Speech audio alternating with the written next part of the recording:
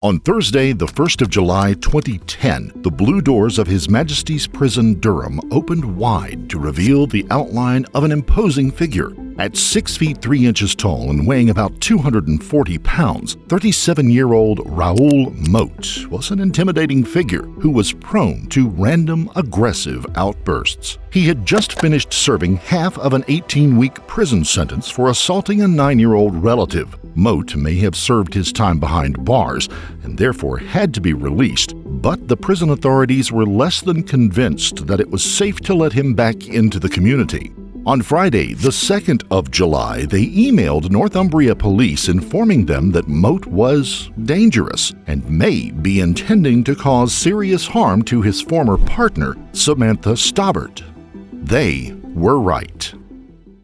Before we begin, we would like to send our sincere condolences to the friends and families of all of the victims of Raoul Moat. Birtley, Northeast England. Samantha Stobbart, age 22, was the former girlfriend of Raoul Moat. They had broken up some time back. Their relationship was abusive, and Samantha was justifiably terrified of Raoul. But finally, she was just starting to move on with her life and had a new boyfriend. But there was a problem. Raoul refused to see that the relationship was over. He still thought that Samantha was meant to be with him, unable to accept that she was no longer under his sphere of influence. She had recently started dating her new boyfriend, Chris Brown, age 29. Chris hadn't always lived in Northeast England. He was originally from Berkshire, in southern England, but had moved to the Northeast to start a new life. He was a successful karate instructor with his own business. Tragically, his blossoming romance with Samantha was not to last. Chris, being the martial arts expert he was, always maintained that he wasn't afraid of Raoul, but even the most highly trained people can sometimes be no match for mindless, remorseless violence. Saturday, the 3rd of July 2010, Samantha and Chris had been out for a few drinks, but Samantha was not much in a party mood. She was all too aware that her ex-boyfriend Raoul had just been released from prison 2 days earlier. On their way home, Chris and Sam walked through the housing estate where they both lived. Instead of going home, they decided to stop by a friend's house. Sam's mother and friends were all at the house having a party. The couple stayed until around 2:30 in the morning.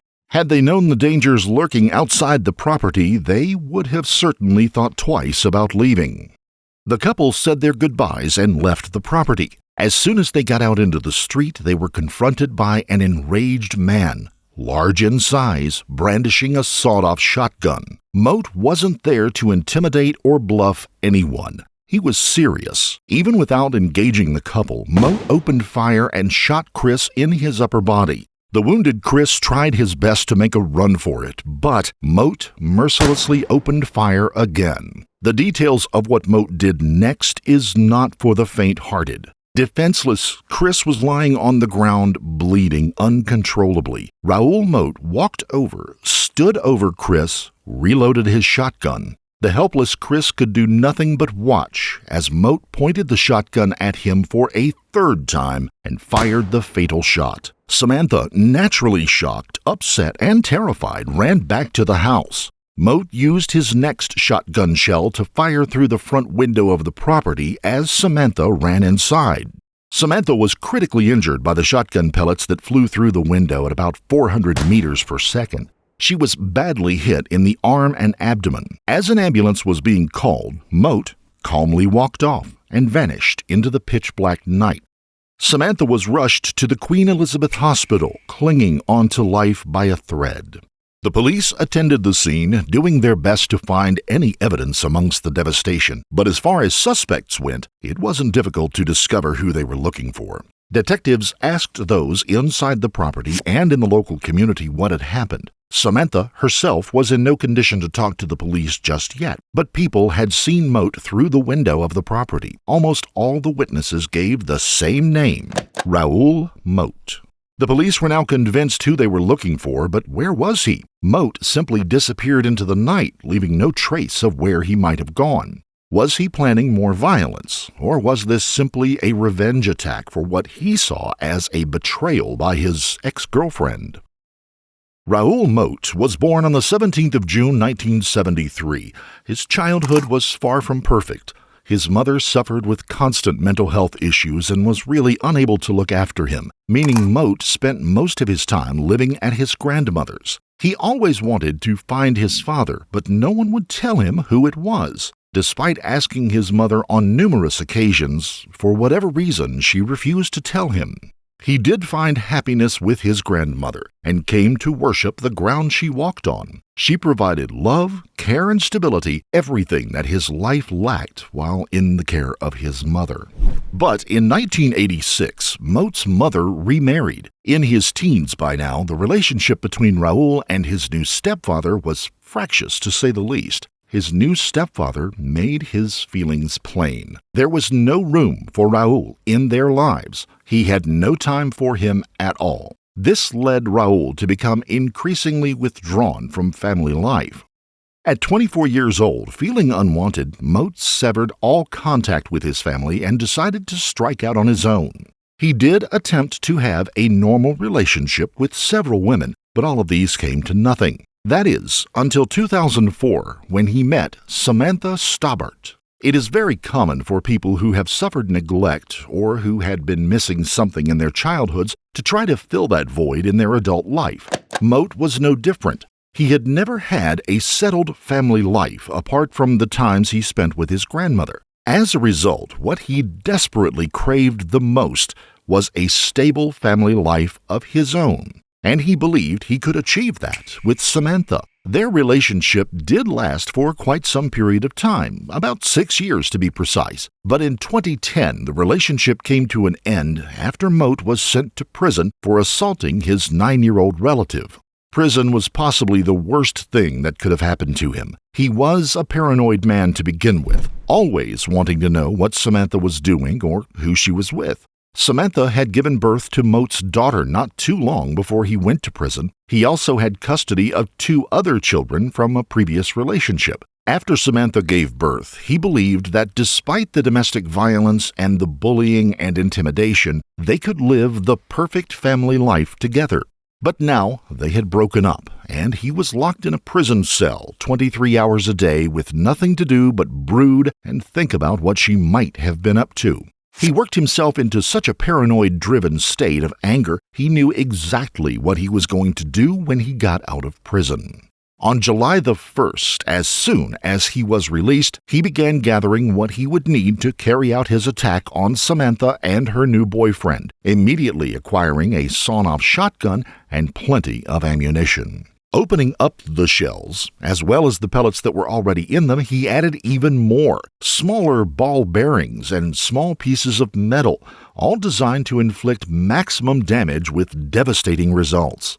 Samantha, in a desperate bid to try to make sure Raoul kept away from them in the future, told him that her new boyfriend was a police officer. Unwittingly, she had just made a huge mistake and could not have picked a worse profession to claim for her new boyfriend. Moat hated the police. He had a long-running history with the Northumbria police. He had never been in serious trouble, but they all knew him well, and they wanted to keep an eye on him. Whenever he went out driving or went to the shops or to get fuel, a police unit would be there watching him. Some of this, of course, could be put down to his own paranoia, but some of it wasn't. Friends of his said that whenever he wanted to do something as simple as put gas in his car, the police would pull up and start checking his vehicle. Whenever he would drive down a road, more often than not, the police would pull him over. Clearly an attempt by police to let Moat know he was being watched, but he didn't see it that way. The resentment grew and grew,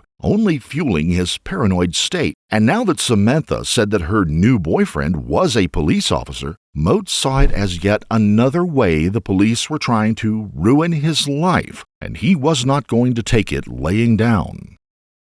The police knew who they were looking for, and they knew he was armed, but they had no idea of the levels of hatred that Samantha's comments had stirred up inside Moat. On the 4th of July, less than 24 hours after the shooting of Chris and Samantha respectively, Moat made a call to the police, effectively declaring war on them. Hello there, this is the gunman from Berkeley last night. My name is Raoul Moat. What I'm phoning about is to tell you exactly why I've done what I've done, right? Now, my girlfriend has been having an affair behind my back with one of your officers, this gentleman that I shot last night. And you police have took too much off me over the years. I'm coming to get you. I'm not on the run. I am coming to get you. I've lost everything through you, right? Just won't leave us alone, right? Because I am hunting for officers now. The police took Moat's threats very seriously. He had already demonstrated that he was willing to use firearms on previous targets, and now they themselves had become the hunted rather than the hunters. Moat had the upper hand. There was only one of him, and he could pop up anywhere without warning and potentially kill again. Unfortunately, they didn't have long to wait. That same evening, Police Constable David Rathband, age 42, was starting his late shift. All officers were fully aware of the threats that had been made against them, and they had been told to be extra vigilant in their duties. PC Rathband was sitting in his patrol car near the busy A1 road watching for the vehicle that Moat was thought to be driving. But Moat, unbeknownst to police, had changed vehicles earlier that day and was now driving a black Lexus. Moat was basically undetectable.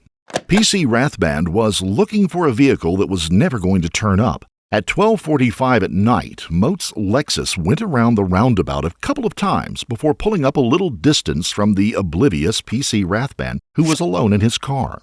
Moat slowly crept up behind the car. Rathband had noticed someone moving and turned to see who it was. By the time he looked left, the large, intimidating silhouette of Raoul Moat was staring at him through the passenger side window.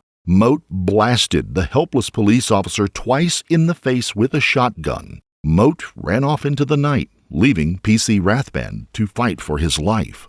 But far from going into hiding, Raoul Moat would call the police once again. I've just told your officer that they're only over the west end of Newcastle. Yes. Well, absolutely not going to stop. You're going to have to kill me. Right. And I'm not going to stop. Moat made it clear he was not going to stop. The only way the police would stop him was by killing him. Now, he had crossed a line, especially for British criminals. Even the most notorious gangsters of the past and present knew then and know now that killing a police officer would be their downfall. It's an unwritten rule. The police do not take attacks or killings of their own very lightly. To stop Moat, they would need to bring all of their arms to bear against him. Killing someone for the police is always the last resort, but what alternative did they have? It seemed that Moat would continue killing until somebody stopped him, using lethal force if necessary. The police decided they needed to let Moat know that he had their undivided attention and now was being taken very seriously. They decided to hold a press conference, as it was their only way of communicating with him. You have told us that the police are not taking you seriously. I can assure you we are. I want you to know that you have our full attention. Innocent people have been hurt. This must stop now.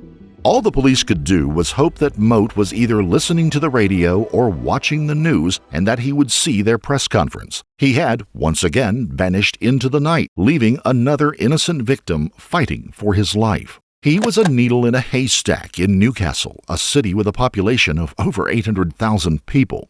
The people of Newcastle were now living in fear as well. Moat could have literally turned up anywhere, killing somebody else and then fleeing the scene not to be found. Newcastle city centre is a very popular night spot, famous around the UK for its strip clubs and bars. He wouldn't be short of potential targets. The police, for their part, were trying their very best, drafting in armed officers from Lancashire, Manchester, and Yorkshire. This was now the biggest manhunt in UK history. They constantly raided properties of people who knew Moat, following up on any leads or potential sightings that came in, but there was still no verified sign of him. Late in the afternoon on the 4th of July, police received reports that Moat had been seen and may have had hostages with him. Knowing that he was now driving a black Lexus with an unusually loud exhaust, police put out an appeal to the public to keep an eye out for the vehicle. With thousands of cars driving around Newcastle and its surrounding suburbs, this seemed like a long shot. But astonishingly, it didn't take long before a member of the public spotted the car in a rural part of the county. By the 6th of July 2010, Moat had been on the run for 3 days, and police finally had a breakthrough. The black Lexus that Moat had been driving was reported as being seen by several residents in a small rural village. Rothbury is just over 30 miles from Newcastle, in the middle of the countryside.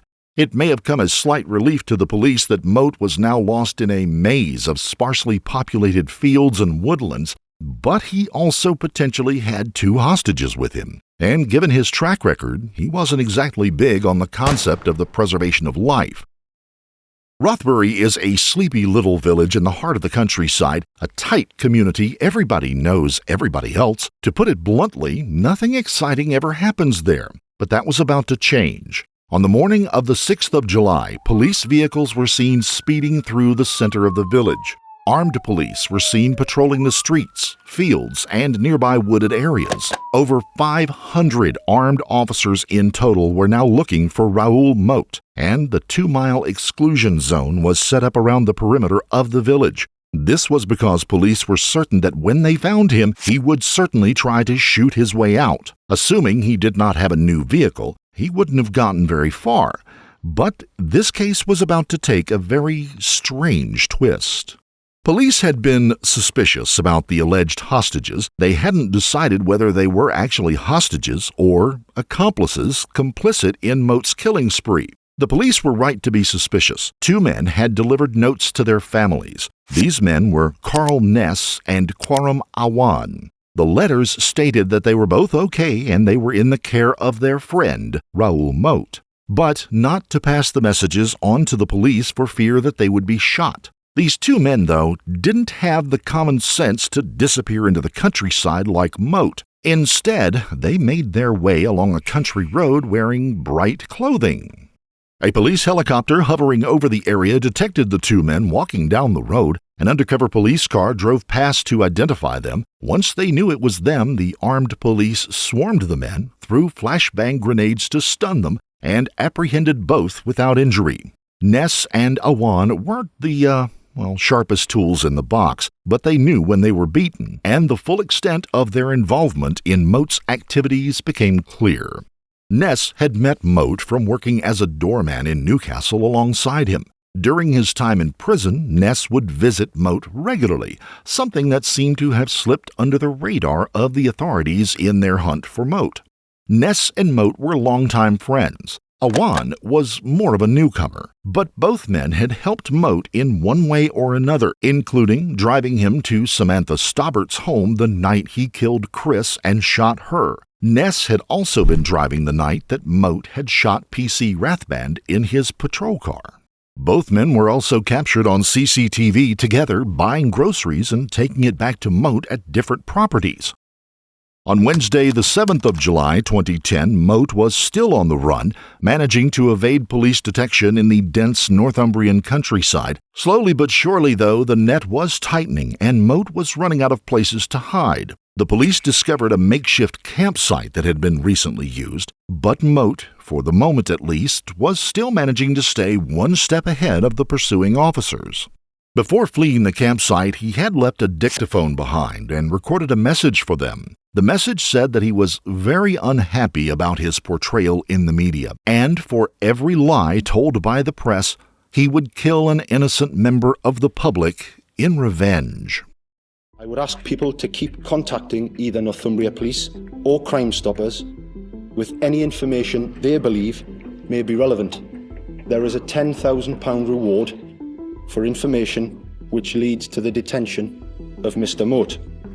Police, for the moment, had no option but to appease Moat. They issued a gagging order or a D notice to the media, asking them not to publish anything about Moat that could possibly upset or agitate him any further. After all, lives depended on it, especially with Moat holding most of the cards. It was revealed by an ex-girlfriend of his that he knew the area very well. They holidayed there frequently, fishing and camping in the woods. This explained why he had been so good at evading police, and despite apparently having no contact with the outside world, he was still able to survive and keep moving.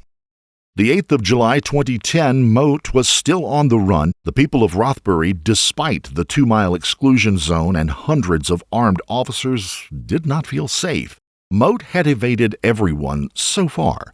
What's to say he couldn't turn up in the middle of the village if he wanted to? People even started avoiding drain covers around the village in fear that Moat might be hiding in the large storm sewers that ran under the village. Nobody was taking any chances. Whether it was paranoia or not, we can't be sure, but the villagers kept reporting that they saw Moat around the village, mainly at night. One woman even said that he had slept in her bed and claimed that his head had left an imprint on her pillow. More believable sightings, however, occurred around the people's gardens. Homegrown vegetables started going missing. Was Moat now scavenging for any food he could find? He couldn't live off of nothing in the woodlands forever.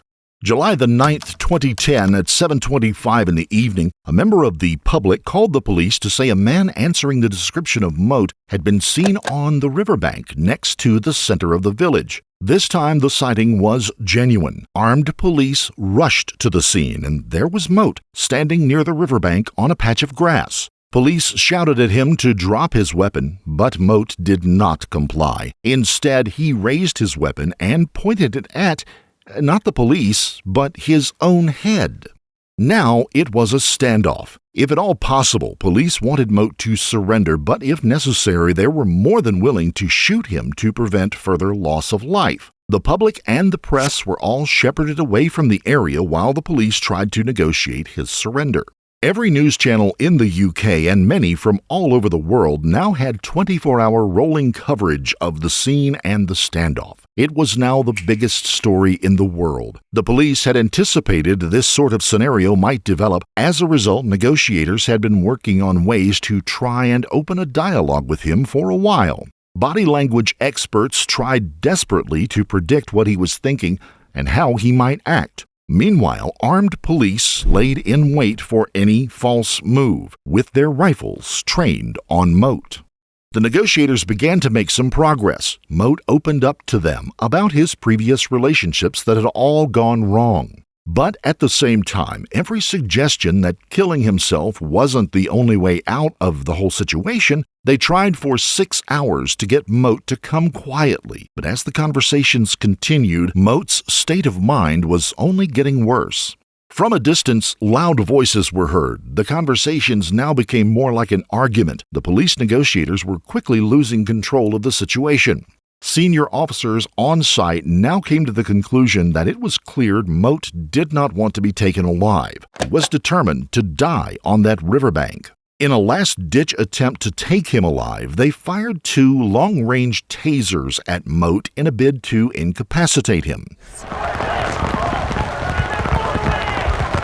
Unfortunately for them, Moat quickly pulled the trigger on his sawed-off shotgun, the same one he had used to cause so much harm and misery to others, critically injuring himself. He was taken away in an ambulance, barely alive, but by the time they arrived at the hospital, Moat was pronounced dead. Moat's rampage had finally come to an end, and so had his life. The operation, the biggest ever seen in the UK, had cost Northumbria police over £1 million. Naturally, his death was recorded as a suicide.